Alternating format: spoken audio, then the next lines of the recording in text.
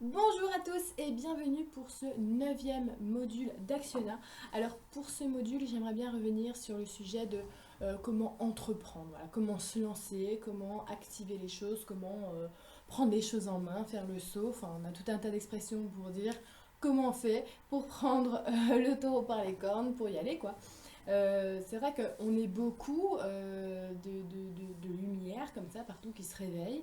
Et puis cet éveil, eh bien, qu'est-ce que ça crée? Ça crée des questionnements et surtout des envies intérieures profondes de faire peut-être de voir plus de choses et de pratiquer quelque chose qui est complètement en accord avec ce qu'on est en train de retrouver en nous finalement.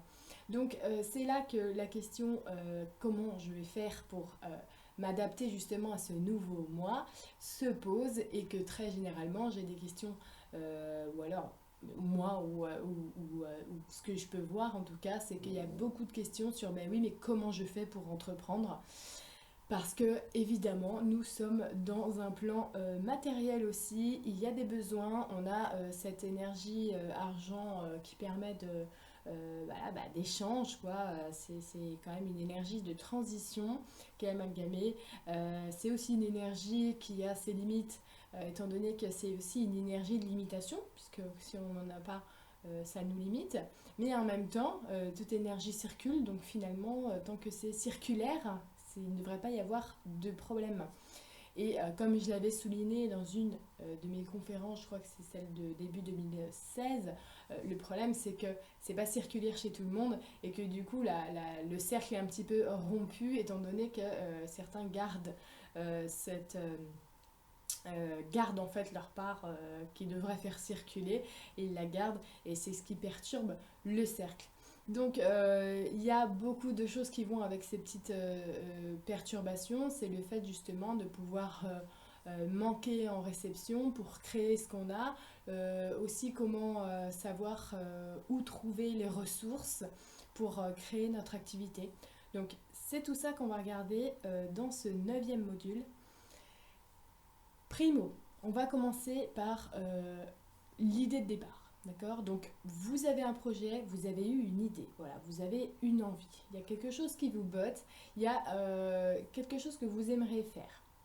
Prenez cette idée et simplifiez-la au maximum. C'est très important, je vous promets, c'est quelque chose qui est fondamental. C'est de prendre l'idée et de trouver vraiment l'essence de l'idée que vous avez eue. D'accord. Parce qu'il faut toujours aller au plus simple. Le plus simple, c'est ce qui va être le plus direct et ce qui va toucher en plein cœur finalement les gens parce que, comment dire, chaque création est au service en fait de quelqu'un finalement. Donc, plus on va aller enlever toute la, on va dire, la fioriture ou la garniture, si vous voulez, qui entoure l'idée, plus on va retrouver l'essentiel de l'idée et on va le préserver. On va prendre cette essence-là et on va pouvoir regarder voilà, ce qu'on a déjà. C'est-à-dire que bien souvent, quand je vois des gens qui ont des projets, c'est des trucs, on dirait qu'ils vont aller construire une cité sur la Lune. Tellement ils font des plans sur la comète. Bah oui, s'ils regardent dans l'état, bah non, ils n'ont pas de quoi commencer.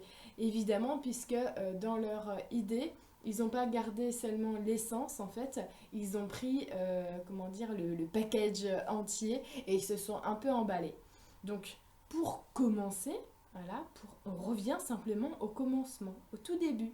C'est-à-dire qu'on ne peut pas comment dire faire construire un énorme édifice sans commencer par poser la première pierre. Ça, c'est pas possible.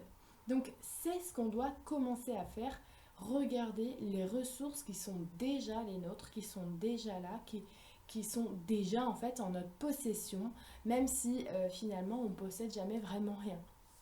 Donc, première chose, c'est ça, c'est de se rendre compte que si je simplifie mon idée, je peux commencer par cette première pierre, puisque je n'aurais pas eu cette idée si je n'avais pas autour de moi cette première pierre.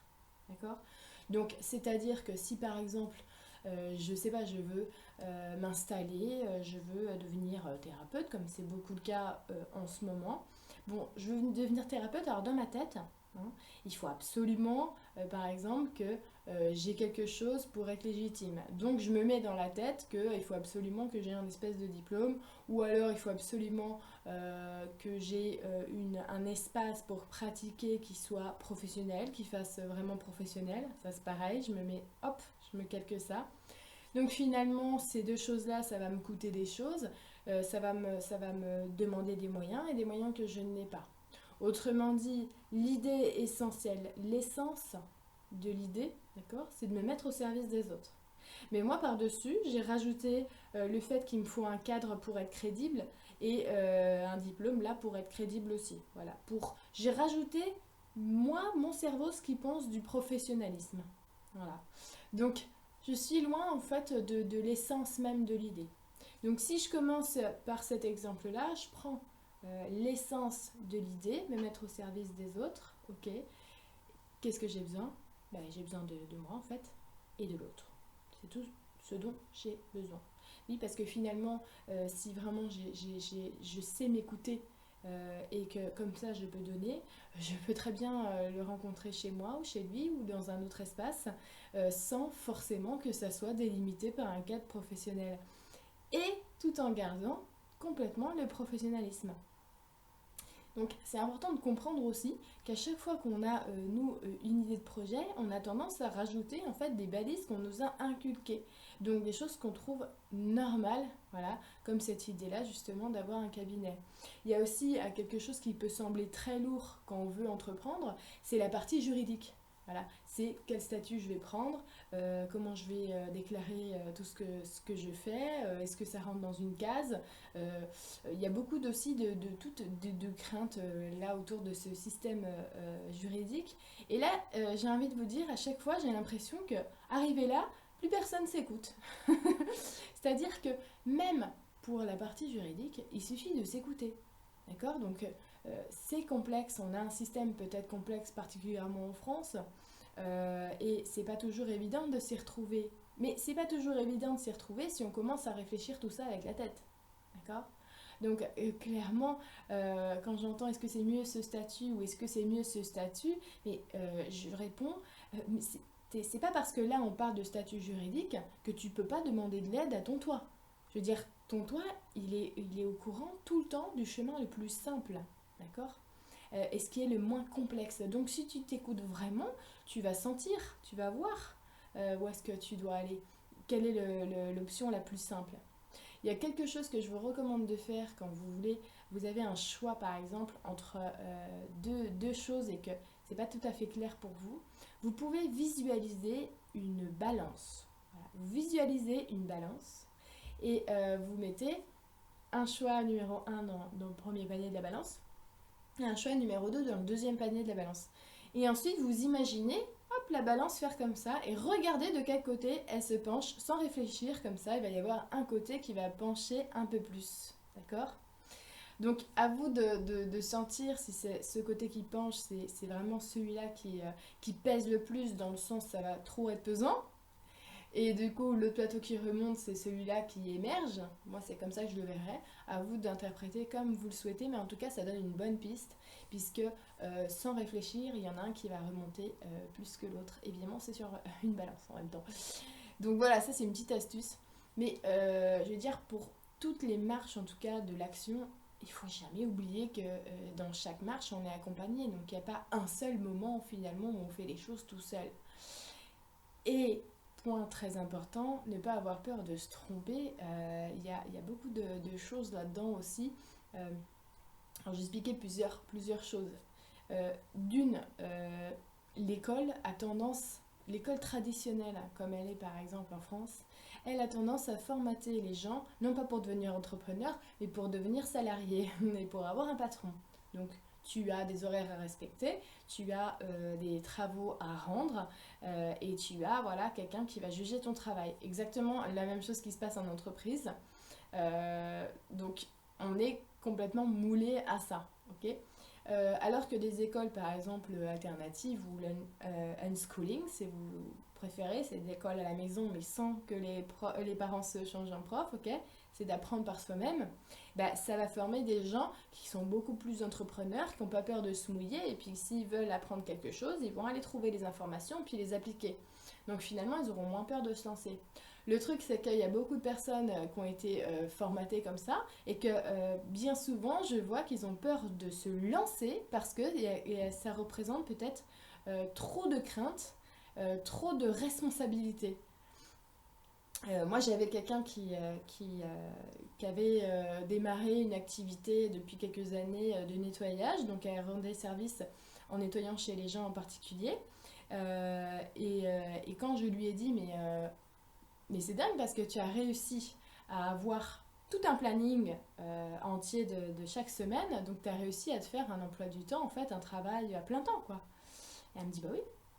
J'ai dit, mais est-ce que tu te rends compte que si tu arrives à faire ça, tu peux très bien créer une petite entreprise où finalement, si tu arrives à trouver aussi facilement des personnes, tu peux trouver les personnes qu'on a besoin et puis mettre peut-être des gens comme toi qui avaient besoin d'un travail et puis faire leur planning pour les semaines, puisque finalement, c'est vraiment ton atout, ça, c'est vraiment important. Pourquoi tu l'exploiterais pas, cet atout-là? Et alors vraiment, j'ai senti que bah oui, c'est simple pour elle, c'était simple. Donc elle avait cet élan, quoi. Et non, quelques semaines après, quand je lui ai demandé, elle m'a dit, bah oui, mais j'ai discuté avec l'esthéticienne du coin, et puis c'est difficile parce que il y a des papiers, et puis les statuts, et puis si je gagne pas assez, et puis il y a ces décharges. Et je lui ai dit, bah dis donc, heureusement que tous ceux qui ont créé les entreprises, ils n'ont pas pensé comme toi finalement. Parce que il l'aurait jamais fait. Et je veux dire, c'est vraiment bizarre comme réflexion parce que on n'est pas obligé de penser tout de suite à ce on va devoir payer. On peut penser à tout ce que ça va générer de nouveau en fait.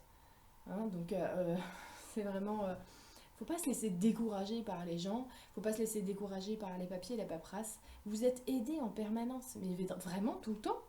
Donc ça, c'est important aussi de considérer qu'on a toutes les ressources nécessaires. Déjà, aller au plus simple, et c'est ça la seconde chose, c'est de ne pas avoir peur, voilà, de ce qu'on ne connaît pas. C'est hyper important de ne pas avoir peur de ce qu'on ne connaît pas. Il y a toujours des solutions. Vous allez avoir quelqu'un dans votre entourage, de loin ou de près, qui a pu ouvrir quelque chose pour lui, qui peut-être connaît le sujet, dont on peut avoir les conseils. On a vraiment, je vous l'ai dit, tout plein de guides incarnés. Donc, pour entreprendre, il ne faut pas penser tout de suite que c'est quelque chose qui est faramineux et qui va vous mettre une forme de pression. Il y a autre chose dans cet aspect d'entreprendre. Donc là, on a vu que on va commencer vraiment la ressource par prendre les ressources qu'on a, par pas se laisser démonter et décourager parce qu'on ne connaît pas, par exemple, toute la partie juridique, d'accord, tout ce que ça représente comme cadre, comme choses qui paraissent rigides dans notre société. Et ensuite, il y a un autre point, c'est que quand on va entreprendre justement, d'accord, c'est avec moi et moi-même. Donc, encore une fois, il y a cette notion du moi là-dedans. Il faut jamais, jamais, jamais oublier qu'à la base, c'est une idée qui est venue germer à l'intérieur de moi. Donc, ne jamais, jamais trop s'éloigner de cette idée et de cette envie. Puisque c'est ça qui fait que l'idée est en vie, qu'elle vit cette idée. D'accord ? C'est une envie, cette idée vit. Donc, je ne dois pas aller me laisser complètement désorienter, d'accord ? Changer de focus par du découragement, par ces soucis-là, par exemple, de moyens, par ces soucis juridiques, parce que je suis en train de m'éloigner de l'idée et de mon envie. Donc, je suis en train de réduire un petit peu sa flamme à mon idée de base. Voilà. Donc, ce que je veux dire par là, c'est que regardez bien ceux qui ont été créés des choses. Ils ne savaient pas où ils allaient. Ils ne savaient pas. Je vous invite vraiment à lire des histoires. Moi, j'aime bien les success stories. Les histoires de gens comme ça, qui ont eu des idées et hop, c'est presque incroyable la manière dont ça s'est emboîté. D'accord ? Je vous invite aussi à regarder par exemple celui qui a créé Apple, c'est un des plus connus. Hein. Bon voilà, regardez juste les success stories, comment ça s'emboîte. À chaque fois, ils ne savent pas du tout où ils vont. Ils n'ont aucune notion du résultat que cela peut créer. D'accord? Ils sont juste dedans à fond. Voilà. Donc c'est juste que il faut garder ce fait-là que je suis vraiment au service de cette idée. Cette idée, elle est vraiment là, elle m'anime. Et c'est là que je suis, quoi. C'est là que je l'incarne. Voilà. Pas dans ce qu'elle va générer. Non, là maintenant. Donc, ici, maintenant, là. Elle me motive tellement que je suis en train de la réaliser. C'est pas grave toutes les choses, je vais y réaliser étape par étape, mais ça, il faut jamais, jamais le perdre de vue. Ça veut dire que mon idée, mon projet de départ, si à la base, c'est pas quelque chose qui m'anime et qui me donne des ailes, rien que d'y penser, qui me fait vibrer, mais du soir au matin et du matin au soir, juste à cette pensée-là qui s'y rattache, et qu'en fait mon idée peut-être qu'elle est juste un espèce d'idéal qui me plaît bien, mais que finalement ce que j'attends plus que cette idée c'est le résultat, j'ai peur que vous n'irez pas au bout. Parce qu'une idée c'est à l'instant et elle reste. Ce projet-là il reste tout le temps. On vit, on respire pour ce projet. C'est-à-dire que c'est même pas un projet, c'est carrément le fait de construire sa maison. Ça veut dire que tous les jours, je suis trop contente de mettre d'autres pierres. Tous les jours, je suis contente de mettre du ciment. Tous les jours, je suis contente de racler comme ça le ciment. Et tous les jours, je vois comme ça ma première paroi devenir un des murs de ma maison. Et tous les jours, j'ai l'impression d'être transcendée par ce que je viens de faire. Parce que même si pour l'instant, personne ne peut le voir, j'en ai rien à faire. Parce que moi, je me vois. Moi, je vois tout ce temps et toute cette énergie que je mets chaque jour. Et en plus, mais ça me fait vibrer cette énergie. Ça veut dire que j'en ai rien à faire finalement de la tête qu'elle va avoir ma maison. Ce que j'adore, c'est que chaque jour, j'ai une passion folle pour le faire. Et ça, mais ça, j'ai pas envie que ça se termine, cette passion folle. Et si, je veux dire, on n'est pas animé par cette passion, vraiment, mais ouais, comme une espèce de passion addictive à la joie à l'intérieur, et que on a plus envie de finir la maison et de regarder ce qu'elle va faire, ça veut dire on a envie d'aller sauter cette étape et d'aller au résultat. Je vous promets que le résultat ne sera pas du tout à la hauteur de vos attentes, puisque vous êtes dans une projection des résultats. Finalement, vous exprimez pas une idée, mais un manque en fait. Et ça, je vois beaucoup de personnes qui se créent un idéal. Cet idéal-là, ils vont le réaliser très vite. Ils vont mettre en moyen leurs ressources. Et une fois que cet idéal est réalisé dans la matière, ils vont être très déçus parce que le résultat n'est pas à la hauteur de ce qu'ils attendaient. C'est-à-dire que finalement, ben, ils n'ont aucunement projeté l'idée qu'ils avaient à la base. Ils ont projeté le résultat. Et une fois qu'ils ont le résultat, ils attendaient. Ils avaient une attente à propos de ça. Et ils sont déçus. On ne peut pas être déçu quand on n'est pas dans l'attente. On ne peut pas être déçu quand on n'atteint aucun résultat. En fait, on pense même pas à être comblé ou déçu finalement quand on est à fond dans ce qu'on fait. On est juste là en train de faire vraiment ce qu'on est en train de faire et d'aimer ce qu'on fait. Je veux dire, c'est très important d'avoir cette notion de joie et de plaisir immense. Et si elle n'est pas là à chaque seconde, à chaque étape du projet, même dans les étapes les plus reloues, eh bien, c'est que on est en train de se mentir quelque part. Et quand on se ment, bah faudra pas se mentir non plus sur le résultat. Voilà, ça c'est un autre point mais essentiel pour entreprendre. C'est vraiment la poursuite, être à la poursuite du résultat ou être en train de vivre l'aventure finalement. Et que le résultat c'est quelque chose qui est absolument, mais comment dire, à part. C'est quelque chose dont on pense même pas en fait. Moi j'aime bien ce cette citation là, je sais plus qui c'est qui dit ça, c'est ils ne savaient pas que c'était impossible, alors ils l'ont fait. Voilà. Ils en avaient rien à faire en fait. Ça veut dire que ils ne savaient pas que c'était impossible, alors ils l'ont fait. Autrement dit, ils ne savaient pas que le résultat, ils ne se sont même pas focalisés sur le résultat. Ils l'ont fait. C'est aussi une preuve qu'il n'y a pas besoin en fait de se focaliser sur le résultat. Et si j'ai besoin de se focaliser sur le résultat, c'est que ce que je suis en train de faire en ce moment-là, ça veut dire que je suis en train d'exprimer un manque. Sinon, j'attendrai rien. Alors vous allez me dire, mais oui, mais on a besoin de se rassurer, d'avoir un résultat. Par exemple, si je suis en train de créer une entreprise et que j'étais salariée avant, il faut bien que je comble et puis je paye mes factures. Mais encore une fois, tu es dans un espace de transfert. C'est-à-dire que tu as peur de manquer à l'été comblé par ton salaire que tu avais chaque mois. Et là, tu as peur, tu as réussi quelque part à la transcender, mais à condition. Ça veut dire que tu ne l'as pas transcendé totalement, tu as mis des conditions. D'accord? Mais personne ne peut te montrer que quand tu vas sauter, il va y avoir un filet. Personne ne peut te le montrer. C'est impossible. Mais toi-même, tu peux aller chercher cette confiance-là en toi. Et justement, c'est un des points que je voulais aborder avec vous. Parce que récemment, j'ai vu qu'il y avait une petite, comment dire, un amalgame au niveau de la confiance. La confiance, ce n'est pas ne rien faire et attendre. La confiance, c'est mettre justement toutes ces idées en pratique, mais sans avoir de repères. Ça, c'est la confiance. Parce que j'ai eu des gens qui m'ont dit j'ai confiance, j'ai fait, tout est là, j'ai confiance et pourtant il n'y a rien. Il n'y a rien si tu ne te mets pas en mouvement. Tu te rends compte que tu es une énergie en mouvement, mais si tu restes comme ça à l'état latent, il ne se passe rien. C'est comme si, tu vois, il y a l'eau tranquille d'une mare. Toi, tu rentres dans l'eau, d'accord? Tu bouges pas, tu attends. Si tu attends un mouvement de l'eau, tu vas attendre longtemps. Que si tu commences à bouger dans l'eau, hop, l'eau, elle va bouger avec toi. Elle va suivre ton mouvement. L'eau suit ton mouvement. Donc, c'est à toi de te mettre en action pour que les choses bougent.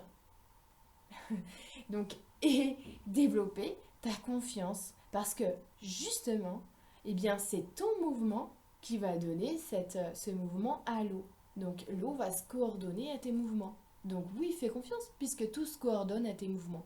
Donc, regarde bien ce que tu fais. Est-ce que c'est bien en accord avec ce que tu as envie de développer ou pas? Voilà. Donc, c'est des notions, je pense, qui touchent à plusieurs plans, voilà, ce fait d'entreprendre. Il n'y a pas de baguette magique sur le fait de réussir ou non, puisque justement, cette notion de réussite, elle est attachée au résultat. Je pense, et vraiment, vraiment, j'en suis sûre, que c'est simplement une notion de ce qui me met en joie là maintenant au présent. Et tout ce qui me met en joie va attirer une multitude d'idées qui vont impacter sur justement ce que je suis en train de créer. Et je vais vous dire, quand vous êtes appelé à entreprendre, ce qui est sûr et certain, c'est que quand vous créez quelque chose de lumineux, regardez comment ça se passe. J'ai cette idée. Je dois absolument la manifester, donc je vais mettre tout en action pour la manifester telle que je l'ai reçue, mais dans son essence. Cette essence-là, si vous arrivez à la manifester, à rester fidèle à cette essence-là, ça veut dire que dans sa manifestation, elle va être déjà très attirante. Elle va pas rester comme ça. Bon, allez, on a dit à Jacqueline de... voilà. Jacqueline a réussi à recevoir cette idée super. Donc, Jacqueline est en train de créer cette idée super. Et bien, évidemment qu'on va aider, voilà, à ce que tout ça, ça soit mis à disposition des autres, puisque c'est bien pour ça qu'on a fait en sorte d'aider Jacqueline à recevoir tout ça. Et elle s'est aidée elle-même, hein, plus important. Donc, par exemple, je vais vous donner un exemple, mais tout bête. Quand j'ai créé la BD Allô moi-même avec Carmela. Après, j'ai eu des demandes pour faire des interviews à propos de la BD. Et je trouvais que ça faisait vraiment promo, quoi, pub.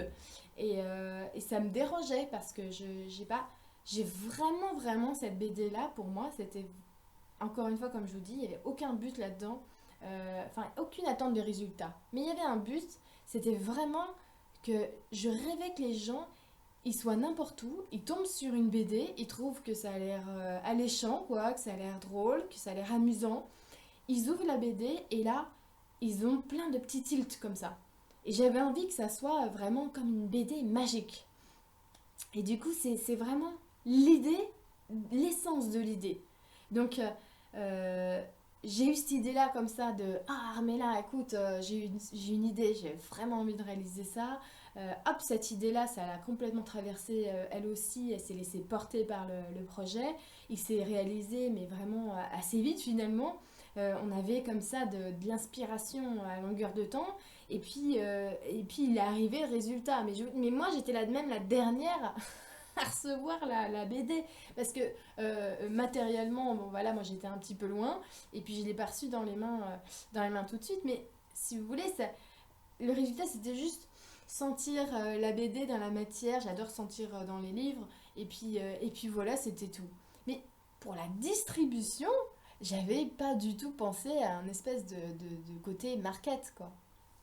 Et du coup, quand on m'a proposé de certaines vidéos pour faire de la promo, je me sentais pas à l'aise avec ça. J'ai pas envie de faire de la promo pour quelque chose.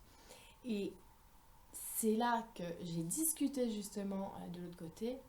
Et ils m'ont dit, mais c'est normal parce que ce que vous créez de lumineux, d'accord, se partage à la vitesse de la lumière. C'est-à-dire qu'ils m'ont expliqué que moi, j'étais juste une des personnes qui a fait transiter l'idée dans la matière. La BD existait déjà en idée, il y avait juste à la prendre, à la réaliser en restant vraiment dans l'essence même de l'idée et à la faire devenir matérielle. Moi, je l'ai fait, ça y est, mon travail est fait. D'accord. Et maintenant, moi j'étais juste un petit maillon en fait, un maillon de cette création. Et maintenant qu'elle est créée, la BD est une entité. Donc le résultat de la BD, c'est pas moi, c'est le résultat de elle, comment elle va se propager, c'est elle, c'est sa vie. Parce que ma BD du coup, je la vois comme cette boule-là d'énergie que j'ai reçue, elle est devenue réelle, et cette boule d'énergie a sa propre attraction. Donc elle va attirer elle-même. Et c'est comme ça qu'elle a eu des histoires extraordinaires, cette BD, qu'a vécu toute seule, qui s'est retrouvée au Salon du Livre à Paris dans les mains d'un auteur de science-fiction qui est en plus super connu. Des choses comme ça qui font que, bah oui, vu qu'elle a sa propre attraction, sa propre vie, c'est énorme et je la laisse vivre cette BD. Voilà. Donc c'est juste un exemple pour vous dire que le résultat finalement c'est même pas nous puisque nous sommes en train de faire une transition, nous transitons cette idée et nous la mettons dans la matière et après il faut la laisser vivre, il faut essayer de enlever justement toute cette partie du contrôle, mais ce contrôle là il est comme des limites qu'on pourrait lui mettre finalement à notre réalisation, notre création. Donc voilà pour ce module d'entreprendre. Il faut remettre au centre que vous êtes l'entrepreneur, vous êtes l'intermédiaire, d'accord, intermédiaire. Et du coup, vous êtes le principal, comment dire, actionnaire, c'est-à-dire celui qui fait l'action de mettre ça à jour, ok. Donc, le boulot là-dedans, c'est vraiment d'être dans l'action, ok. C'est vous qui êtes le tuyau qui fait venir ça ici, là, ok. Donc le boulot, c'est ça. C'est ce passage-là. Vous êtes, hop, le passage. On n'est pas ici. On n'est pas seulement en train de regarder ici. On est tout le tuyau. Voilà, en tout cas, j'espère que ça vous aura permis un petit peu de méditer sur la question d'entreprendre.